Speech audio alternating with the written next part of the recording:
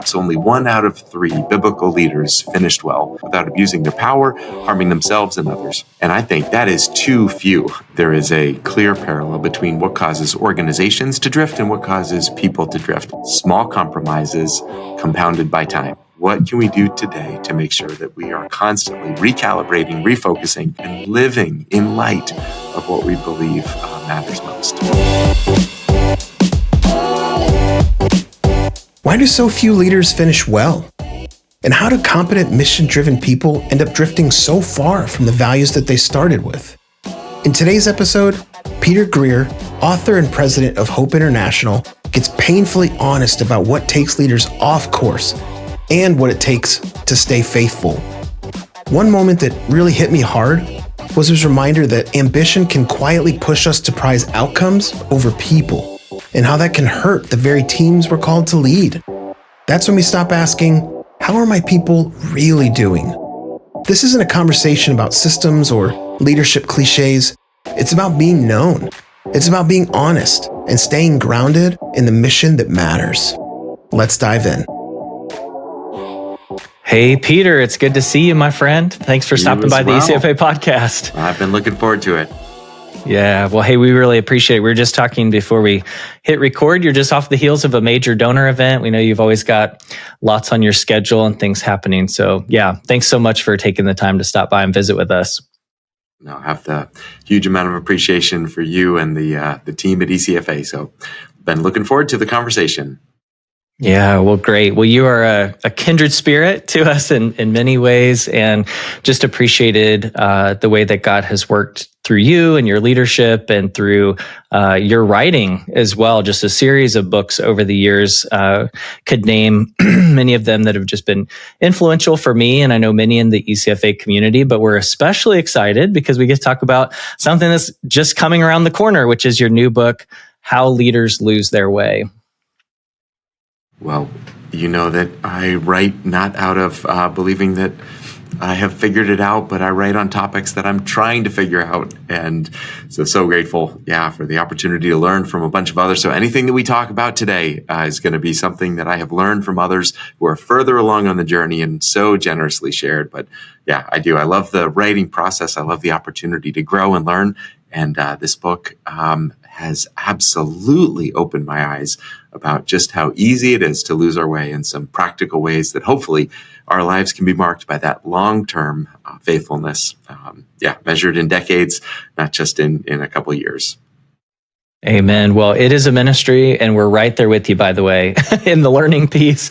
And so that's why we're excited for this conversation. And just to kind of get us started too, this is the Behind the Seal podcast. So we're going behind the scenes, if you will, here at ECFA and also with our guest. And, just kind of turning to this new book, you talk about actually how it was your grandfather's funeral was just this very pivotal time for you in your life. And so just talk about that, and how did that influence you in terms of the writing of this new book?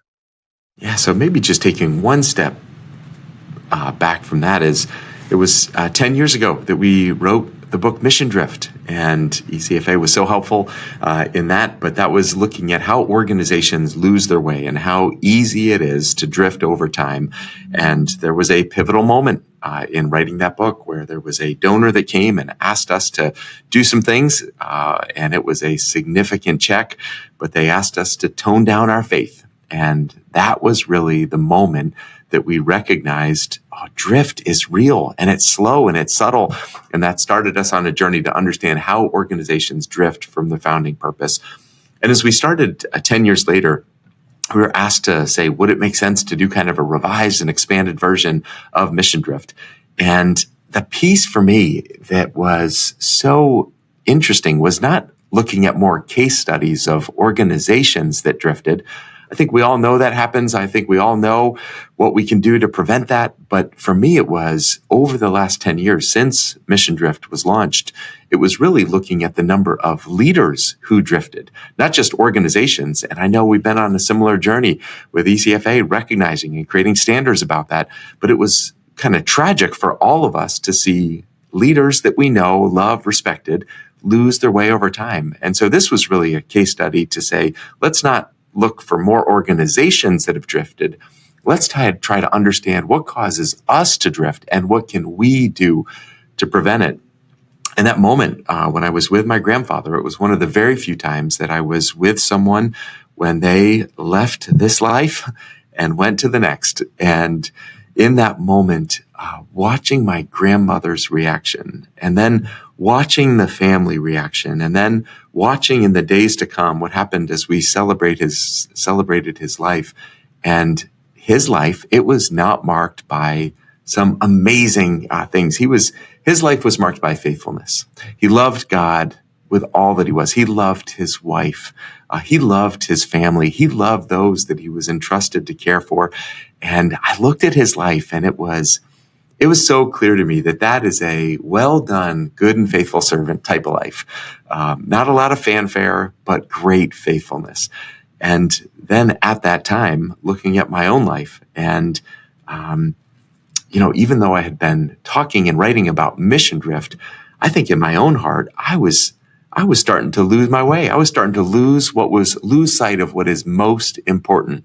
And that was a recalibration moment. So that moment and then the writing process, I think this has been a really significant time of my life to remember what matters most and to make some changes as a result of that. But incredibly grateful for the example of a grandfather that really did live well, really did love well, and really did finish well. And isn't that what we want for ourselves, for those that we care about, that long-term faithfulness? Yeah, that's exactly right. Just the way that those words were able to inspire you. I know those are the words that we're all yearning and longing to hear. And at the same time, just as you point out, in the writing of this new book, how easy it is for us. You actually talk about how drift is really the default setting, right? So maybe talk to us about that. What exactly does drift look like? Like you said, interesting too, to compare between organizations and us as individuals, how drift can kind of be that default. Talk to us about that. Yeah, well, you're exactly right. There is a clear parallel between what causes organizations to drift and what causes people to drift. And I think at its core, the definition that we are using of drift is small compromises compounded by time. That's it. And the great thing about drift, if you will, is you don't have to work at it. Drift comes naturally. You just go along and you will arrive at a different destination. It takes work to avoid drift. It takes work to stay on task and on mission for a lifetime. And so initially with the book Mission Drift, we use the analogy of anchors. We got to throw some more anchors overboard and make sure that they keep us tethered to our mission and what matters most. And then we started to unpack that a little bit more. And I think that's actually the wrong analogy. It's not just staying still. It's the better analogy is this is about oars, not anchors. This is about, are we doing the work to go against the current? And again, the current will take you to a place of apathy. The current will take you to a place not of where I'm sure we want to end up. And so the question is, what are we doing to go against that?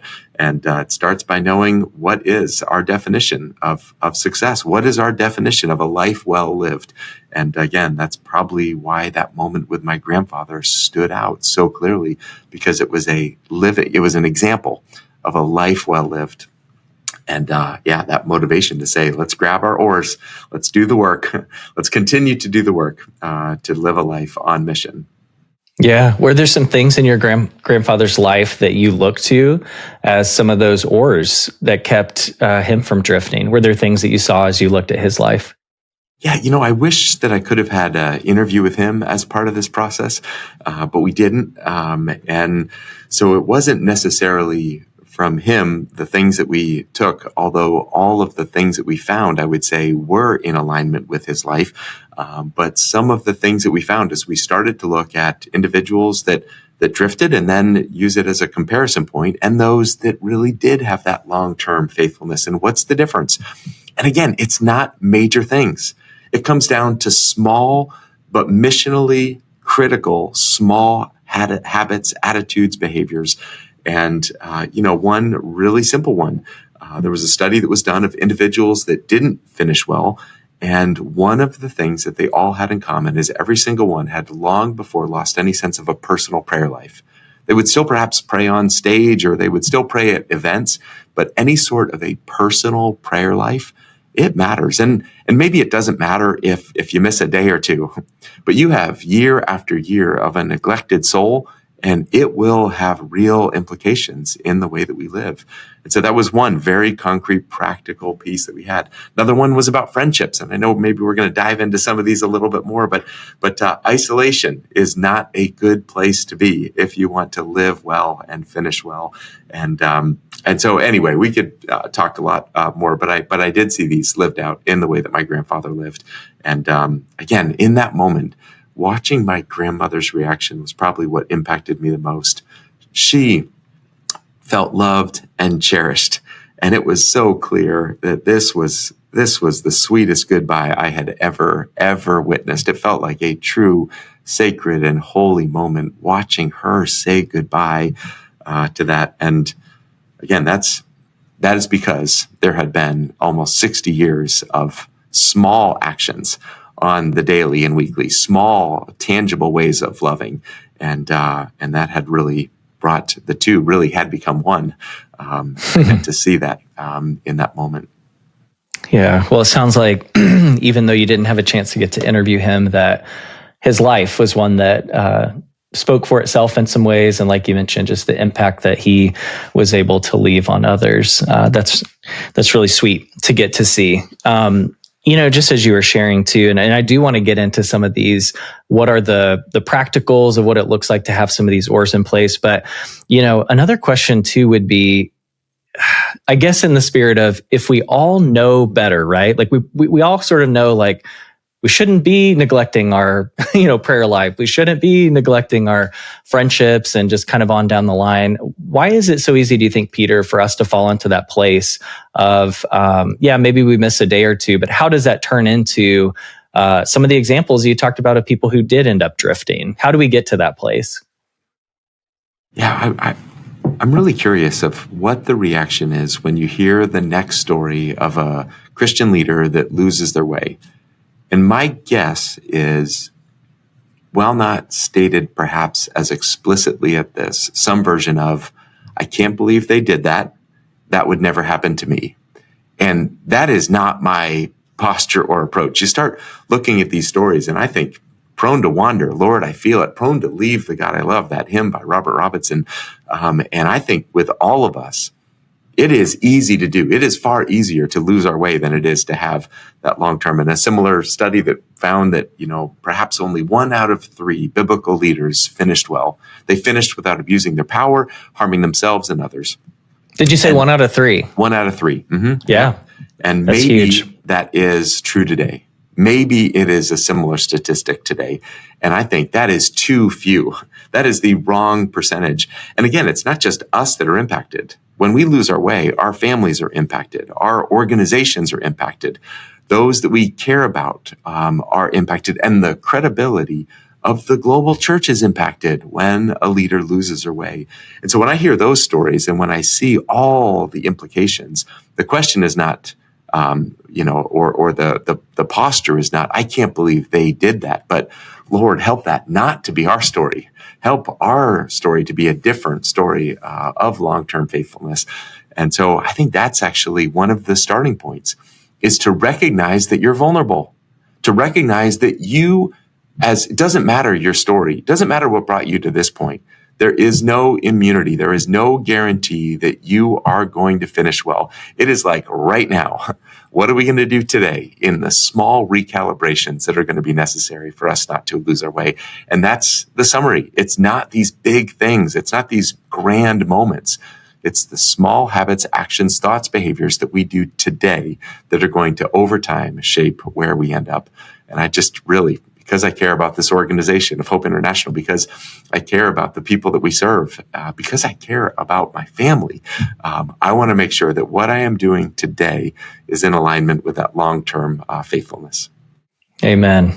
Amen, brother. So we go into it with humility. We recognize that we're all at risk. So that's the starting point. I'd love to get into some of these other attributes, if you will, characteristics or trends maybe that you saw in the contrast between leaders who have finished well versus those who haven't. So you mentioned, neglecting personal prayer life, friendship. Just keep going down that list. Help us out. What are some other things that we need to be mindful of? What are some of the top ones? Oh, there's many books that have been written on a lot of topics, and there's a reason there's a lot of books that are written because everyone's path is a little bit different, but some of the core elements.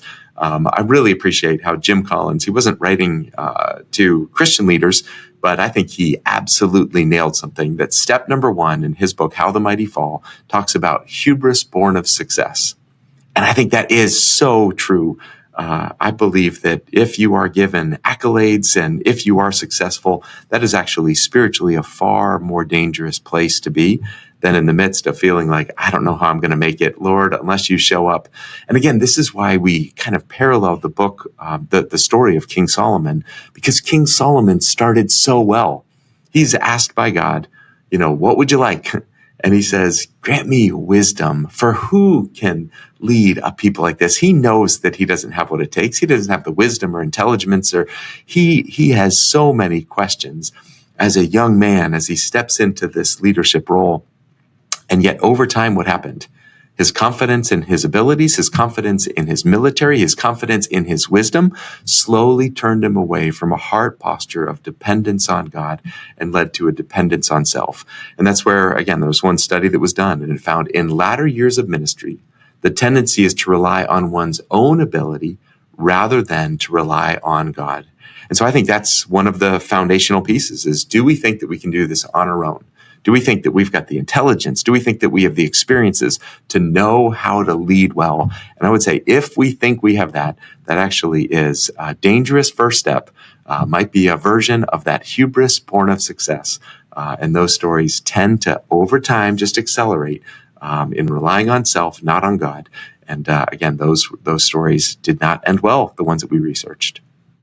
Yeah, I'm glad that you mentioned over time, just in that last comment, because I was thinking as you were sharing, that's where the drift aspect comes in too, is that if over time we sort of buy into our own good news or, whatever it is, how slowly but surely that can definitely have that impact.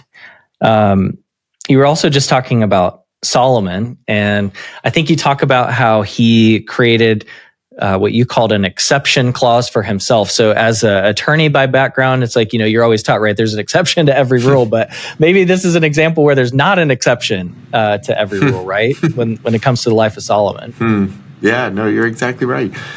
Because of his position, and again, the fascinating thing about King Solomon is we can read the book of Proverbs, and the book of Proverbs has so much timeless wisdom. And then you can hold that up and compare it with the decisions that Solomon made, and you can realize those two are not the same. So even it's possible to write down the Proverbs and yet to have a life that is not living them out. It is possible to know what to do, but not to do it. And I think that is one of the other key pieces for all of us, right? Is there alignment between our knowing and our doing? And the more that gap grows over time, I think the more dangerous place we find ourselves in. And one key thing with the King of Solomon is it appears that he believed this was for other people. This was the wisdom for other people. But me, I'm not going to fall into that same trap. I've got it on that. And what he knew, he didn't do, causing disastrous impact on himself, on his family, and on his nation. And then there's the book of Ecclesiastes, right? I think this is one of the most fascinating books. And again, that's part of the reason why we chose Solomon is you can look at a lot of leaders, and it's a similar pattern. It's so interesting, Michael, as we've been reading through scripture, you see this pattern again and again and again of a leader that is pointed and given such a wonderful place of influence. And yet, again, time is oftentimes, one One paragraph in scripture can be many years, but then the next paragraph, and it's like they completely lost their way. They turned their back on the God who had rescued them, who had delivered them. And it's not oftentimes as quick in real life as it looks in reading the pages of scripture, but it is over and over again. But no one is there more information about a story of drift than King Solomon. No one do we have more about kind of where he came from. No one do we have more of the writings that he was involved with. And Ecclesiastes, whether it was written by him or written by someone writing as if they were him, it is this incredible story of him looking back at all the accomplishments, all the accolades, and saying, I missed it. I completely missed what is most important. And I don't think that's an ancient story. I think that is a common story today. Even for those followers of Jesus trying to be involved in leadership, you get to a point in life and you say, I just missed out on what was most important. And so the book is trying to bring clarity right now to today. If that is true at a point in the future, what can you do today to live a different life in alignment with what you believe, what you say, and what you do, to not have that growing gap over time that pulls us away from what we, at this point, I think all of us would have clarity around. This is what the ultimate end would be. This is what a faithful life would look like. And I want that. Yeah. And what a gift that God gives us those examples in scripture to be able to see. It's so plain there right in front of us. But what a gift of grace that we're able to look and to learn, from others. I was thinking too, Peter, it feels like a major theme underlying a lot of our conversation already is the importance of humility. I think you've already touched on that in a lot of your comments, but you also talk about Tim Keller and this whole idea of thinking of myself less, right? When it comes to humility. So how do you see that connection between humility and then leaders being able to stay on course? No, and that's that great quote. Tim Keller's a small book, The Freedom of Self-Forgetfulness. And he says, the essence of gospel humility is not thinking too highly of ourselves. It's not thinking too lowly of ourselves. It's just thinking of ourselves less. And to me, that just captures it in a beautiful way. And so if we're not thinking about ourselves, then the question is, what are we thinking about? And we are given such beautiful clarity. What is occupying our thoughts? For me, the more that it is not about how does this make me look or how does this make me feel, and I am way more animated and excited for how do I love God, because God loves me with an unbelievably grace-filled, lavish, the ultimate example of what love looks like. The more I understand that, then how can I love God and how can I love others well?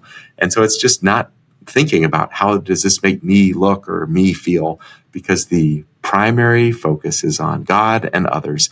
And I think that just leads to a wonderful, wonderful way. And it has some very real practical ways of living out. One of the things that we found is, as it relates to this issue of humility, is that the leaders that finished well were not afraid of doing the mundane tasks.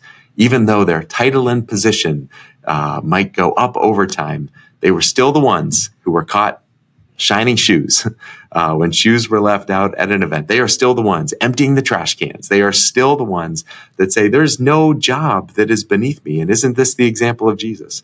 He went and he washed feet and he said, go and do likewise. And I don't think in our culture that is necessarily go and wash people's feet, but I think the principle is absolutely the same. What are those tasks that we would say, those are the ones that maybe are not high on the food chain? And how can we lead by example? That does something to our heart in keeping us grounded, and I think in alignment with the way of Jesus. Yeah, no, absolutely. And what else too is, I feel like as leaders, there's an element of we can all sort of do our part to know that this is true, to be able to help kind of keep ourselves on that path. But what I also appreciate is you talk about the role of accountability as well. And we need help because we're kind of blind to our own blindness at times. We need that accountability to be able to stay on course, even in this value of humility, like you talk about. You say that unchecked power is the fast lane to a life that's off mission. So talk about that too, the importance of accountability, and also for those who are helping keep leaders accountable. What are some of those warning signs that the leaders may be drifting a bit off the humility course. Yeah. And again, we, as part of the working on this book, we looked at within the last decade some of the instances that we have seen of how leaders have lost their way. And one in particular, it was one of the most, it certainly is well known. But the thing that we expected to find was, well, there was no friendship.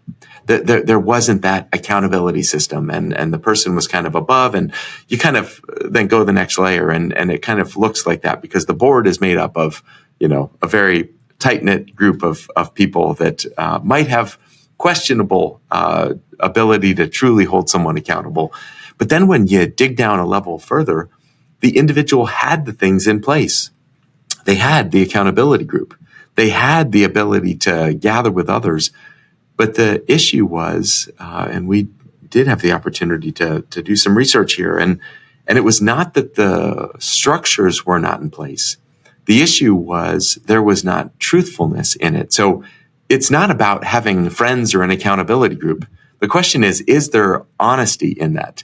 And that kind of talk about the Johari window at one point, and those things that you know in your heart. Is there anyone else that knows them too?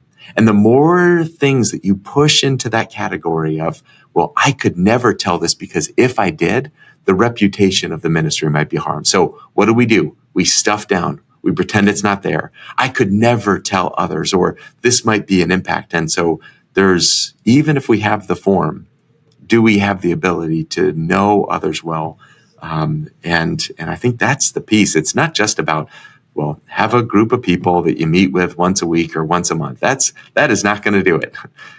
Are there those individuals that are thoroughly unimpressed with your title because they love you so much that they're going to call you on it? And I think about going on a walk with one of my friends that I would put in that core four we talk about, those closest friendships, where you are known, you are known, and there's very little in that Johari window that you are not willing to share with others. And he just looked at me, and he said, "Hey, Pete," and anyone who's like known me for many years, I'm not Peter, I'm Pete in that group. He said, "Hey, Pete, you're being an idiot."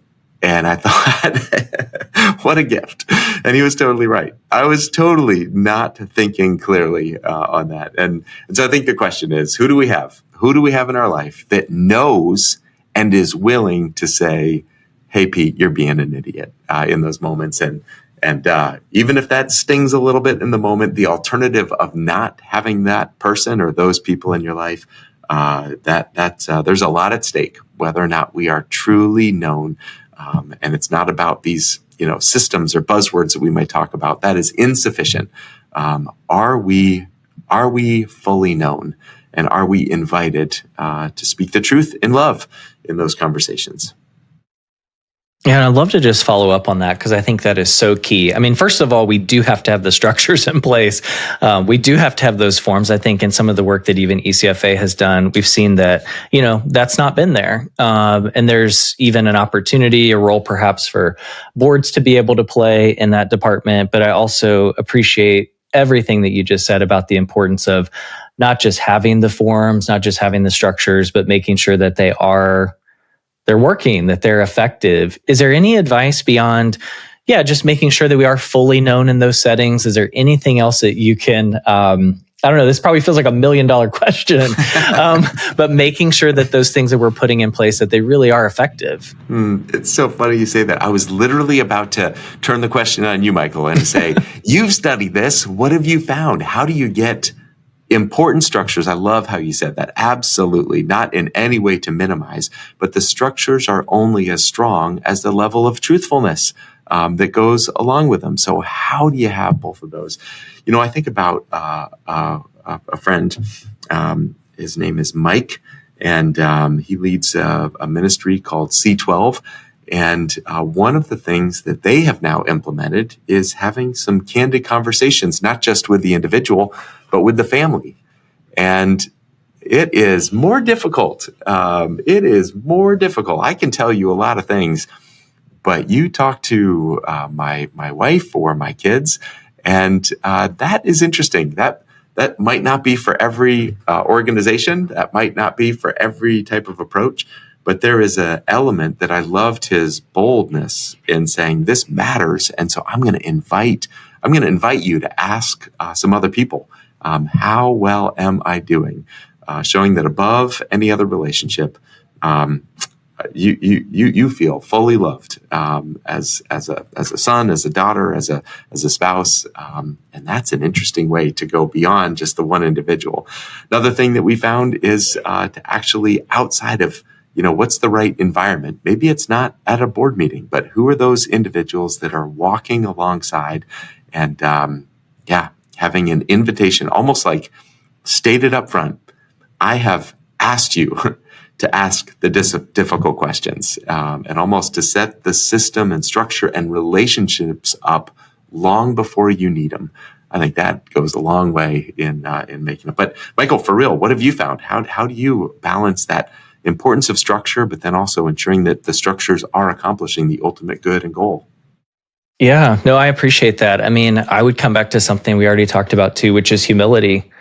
I think it's key to even have those structures in place. It requires a level of humility.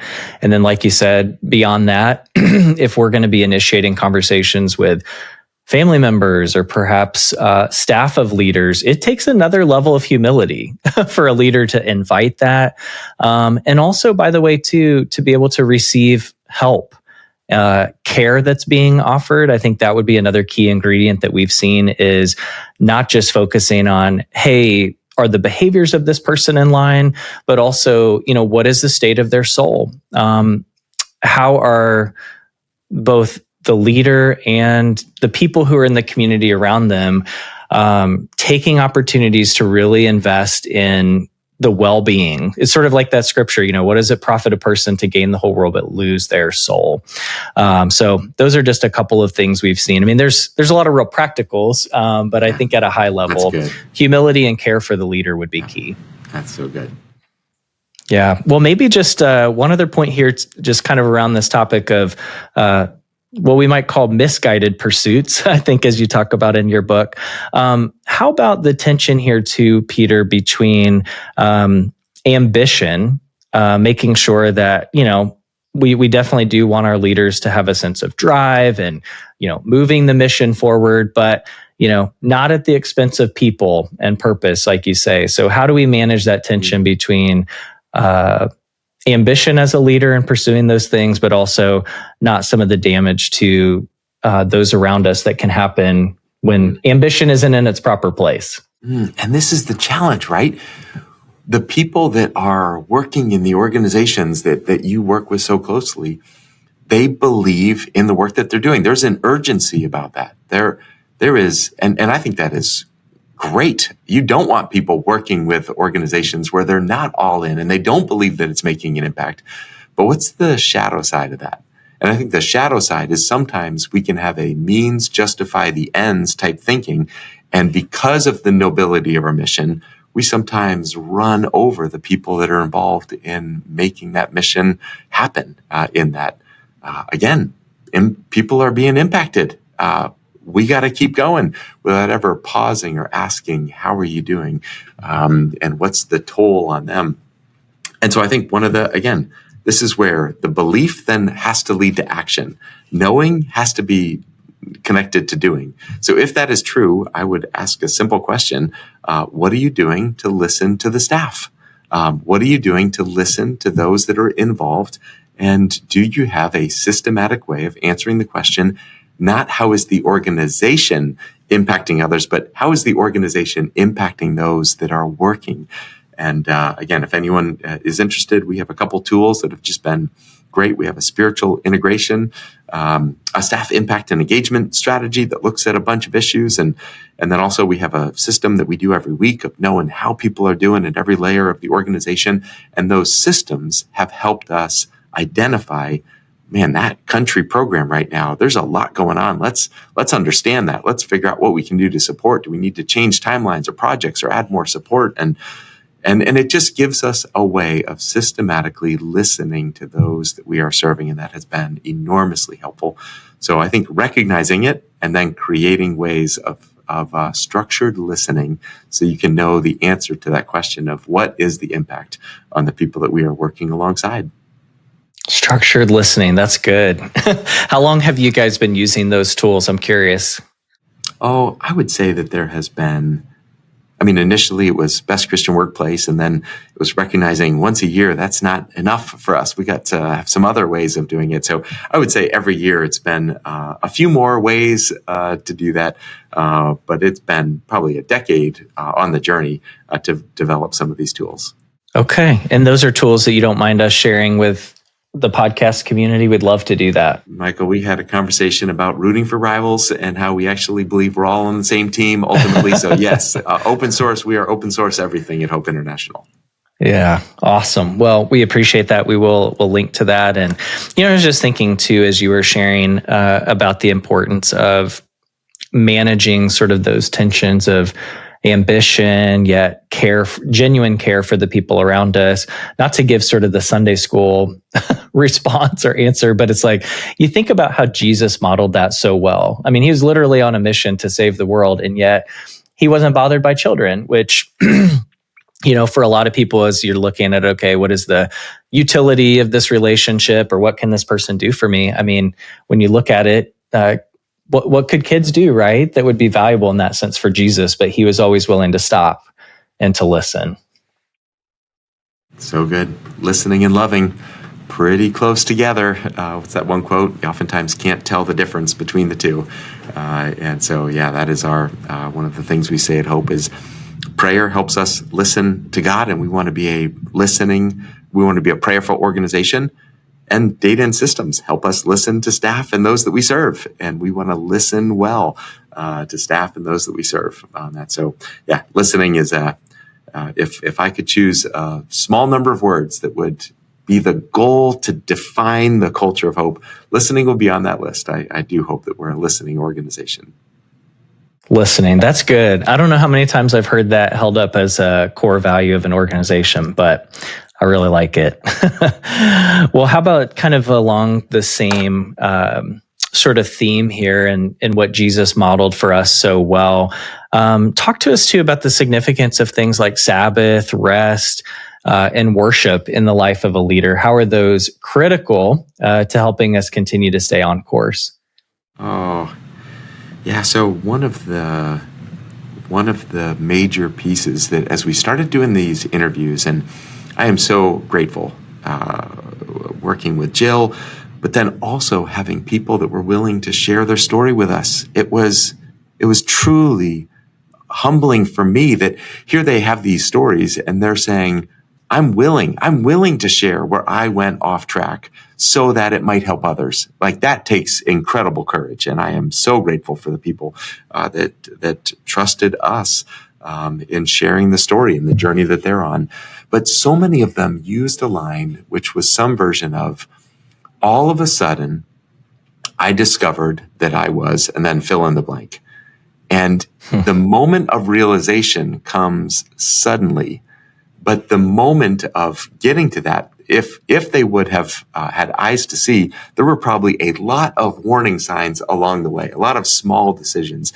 And I think that one of the ways that God has wired us is that the Sabbath allows us to pause, to stop, to take a breath, and to look around. And most of the people that we researched and most of the people who shared their stories, they were going at a pace that never allowed them to see where they were, never allowed them to take a look around and say, wow, I am not where I thought I would be. I am not where I started, and I am not heading in a good direction. When you pause, when you pray, when you worship, when you Sabbath, those are opportunities to recognize areas where you are slowly going off track. And so I think Sabbath, there's a lot that's been written about the benefit to our health, and it is absolutely true. But one of the pieces that we discovered is Sabbath is actually one of the ways that we can take stock of where we are and to course correct and to recognize if we are drifting. And I think it is a critical component of actually living a life on mission. You have to pause long enough to say, where am I? Where's this path going? And what changes might I need to make? Sabbath. Yeah. That'll combat the all of a sudden, the suddenlies. Yeah. Taking long enough to take stock of what's going on in our lives. And yeah, like you said, maybe noticing, are those areas of drift that are happening? And also, of course, yeah, where's God leading us? I mean, that's key as well. I'm curious about that for you, if you don't mind sharing, even just kind of personally. Was Sabbath something that, as you're kind of studying and getting into this book, or in other maybe projects in recent years that you've been kind of leaning into more? What is it that you're learning through, even kind of taking some of these things that you're learning about from others and incorporating them into your own life? So I have to return to what I said at the beginning of our conversation, Michael. I write about things that I am interested in, not things that I have mastered or figured out. I am an enthusiast, not an expert. Sure. And that is true in so many of the different things that we've already talked about. And so when it comes to Sabbath, absolutely still working what this looks like in my own life. One of the things that was so helpful is at the end of every chapter, we tried to pause and say, what does this look like in practice? And so end of every chapter, there's two things that you find. One is a prayer written by Ryan Skoog.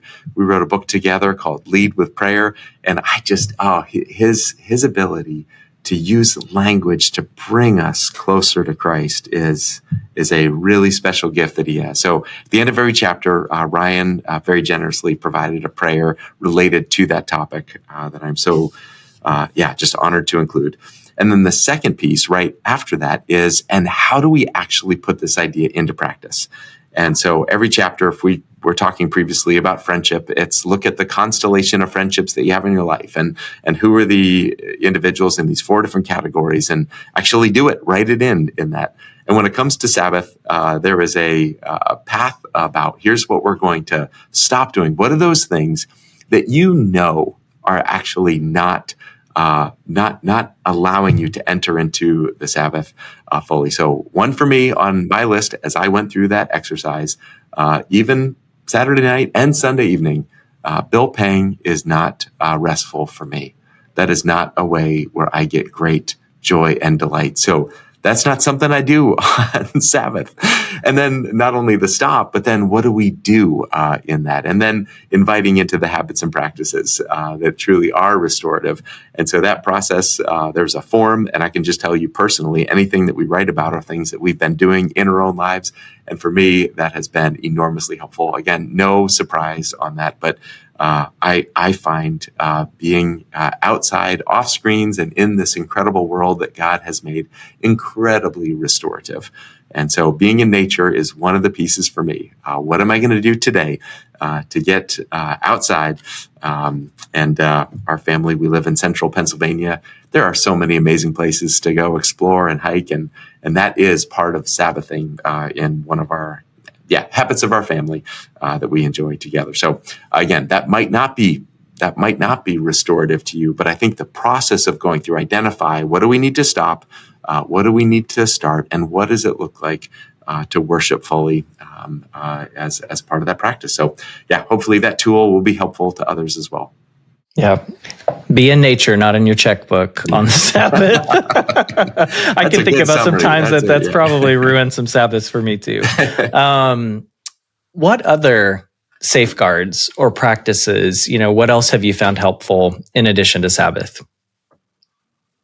Oh, I mean, we talked about the isolation that oftentimes comes. That was a big one.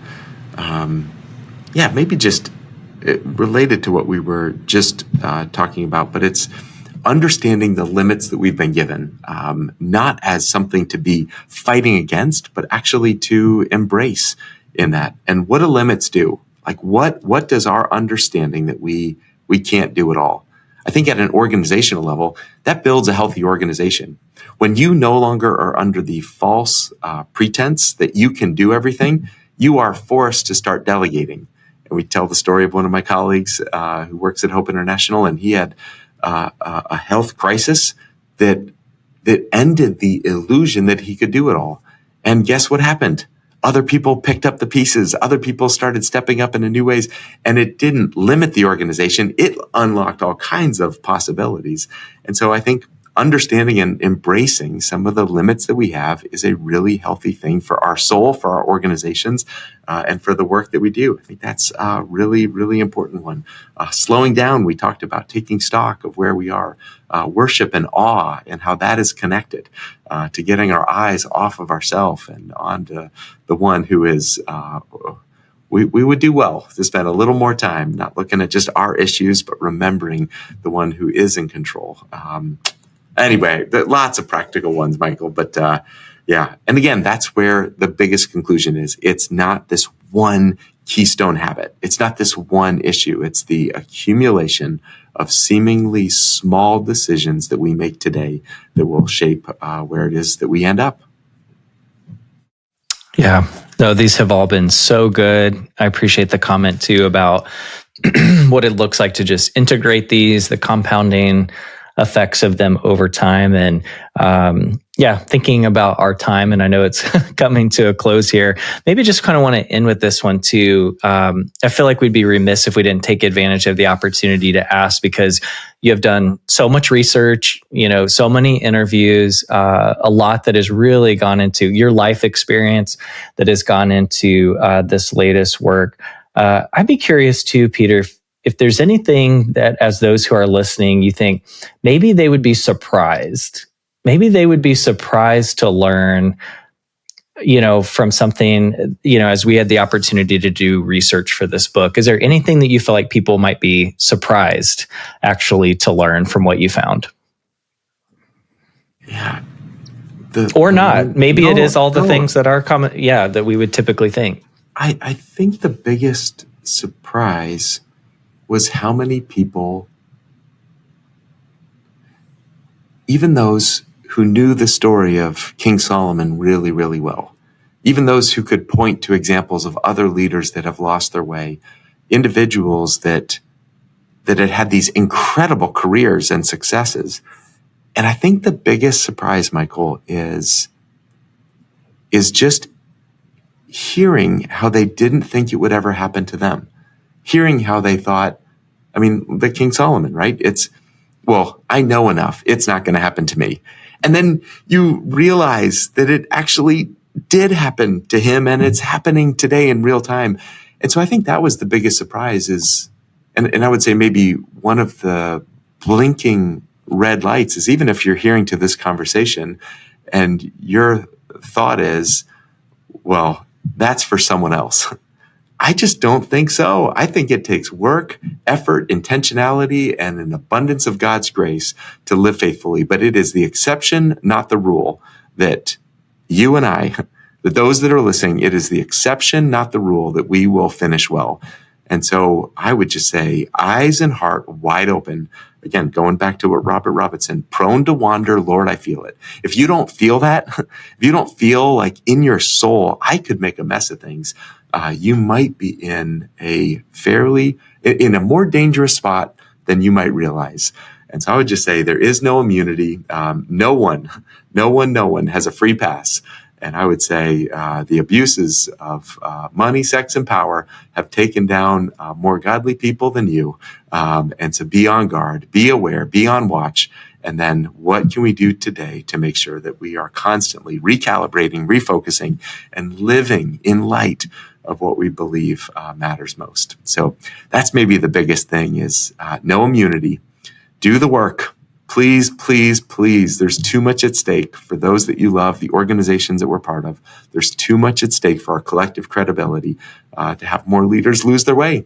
So recognize that, and then let's roll up our sleeves and let's do everything we can to love God, love others with all of our heart, mind, soul, and strength.